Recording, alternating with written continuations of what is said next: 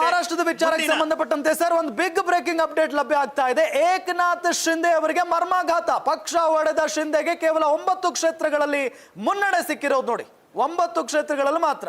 ಅಂದ್ರೆ ಪಕ್ಷ ಒಡೆದಿದ್ದರ ಪರಿಣಾಮನ ಇದು ಅನ್ನೋ ಪ್ರಶ್ನೆಯೂ ಕೂಡ ಸಹಜವಾಗಿ ಮೂಡುತ್ತೆ ನೋಡಿ. 9 ಕ್ಷೇತ್ರಗಳಲ್ಲಿ ಮಾತ್ರ ಸೋಲಿನ ಸುಳಿಯಲ್ಲಿ ಸಿಎಂ ಏಕನಾಥ್ ಶಿಂದೆ ಬಣ ಸಿಕ್ಕಾಕೊಂಡಿದೆ.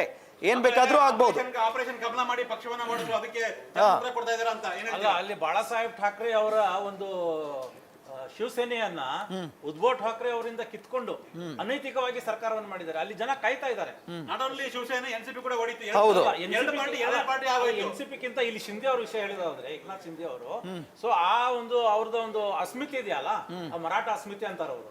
ಸೊ ಅದಕ್ಕೆ ಅವರು ಏಟ್ ಕೊಟ್ಟಿರೋದ್ರಿಂದ ಖಂಡಿತವಾಗಿಯೂ ಅವರಿಗೆ ಈ ಚುನಾವಣೆಯಲ್ಲಿ ನಷ್ಟ ಆಗುತ್ತೆ.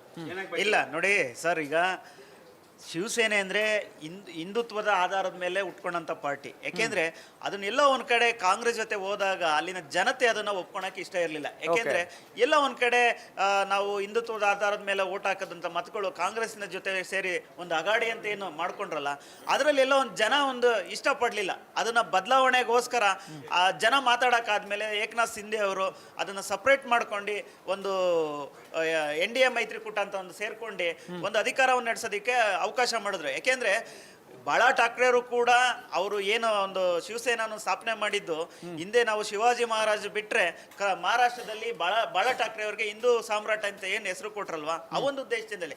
ಯಾಕೆಂದ್ರೆ ಯಾವತ್ತೂ ಕೂಡ ಕಾಂಗ್ರೆಸ್ ಜೊತೆ ಹೋಗಿದ್ದ ಇತಿಹಾಸನೇ ಇರಲಿಲ್ಲ ಶಿವಸೇನೆ ಅಂತ. ಇದನ್ನ ನೋಡ್ಕೊಂಡು ಜನ ಅಲ್ಲಿ ಸಹಿಸಕ್ಕೆ ಇಷ್ಟಪಡ್ಲಿಲ್ಲ. ಯಾಕೆಂದ್ರೆ ಅದು 102 ಸೀಟ್ ಭಾರತೀಯ ಜನತಾ ಪಾರ್ಟಿಗೆ ಬಂದ್ರು ಎಲ್ಲ ಒಂದ್ ಕಡೆ ಇವ್ರು ಸಪೋರ್ಟ್ ಮಾಡ್ತಾರೆ ಅಂದ್ರು. ಕಳೆದ ಬಾರಿ ಸಪೋರ್ಟ್ ಮಾಡಿದ್ರೆ